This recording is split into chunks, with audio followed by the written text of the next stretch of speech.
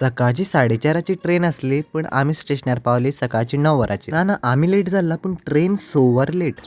इतले लेट जावप ट्रेन. मागीर 2-4 इंडियन रेल्वे गाळी गेल्या म्हणले मागीर 2 वरांनी ट्रेन येयला. आमी वयते आमच्या कुलदेवा राजापूर महाराष्ट्र जे की अरावंड 200 किलोमीटर पयस आसा फ्रॉम मडगांव.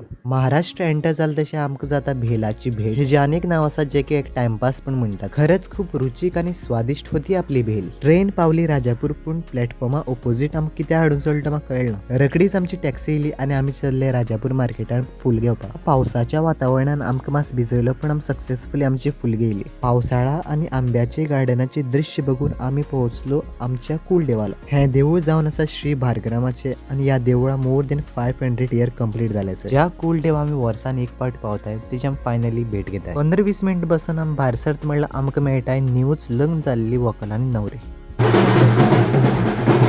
भायर सरतकीर कळ्ळें की सागर आनी रुपालीचें लग्न म्हण. पण कितें फायदो आमकां लाडूय मेळ्ळा आनी जेवण मेळ्ळें. आतां महाराष्ट्रान येयला आनी महाराष्ट्रान वेज थाली ट्राय करना असं जावपाक काय शकना न्हू. हें आमचें रात्रीचें जेवण राजापूर महाराष्ट्र इतलें स्वादिश्ट लागतलें की हांव तुमकां सांगपाक शकना. वेज लवर्सा खातीर परफेक्ट थाली. आनी लास्ट हांव पिवपाक केन्ना विसरना म्हणजे तेमची सोलकडी. आतां तुमची तोंडां रूच येयली जाल्यार हांव काय करपाक शकना. म्हाजी सोलकडी सोंपली आनी व्लॉग बी सोंपलो. Tata bye bye good night.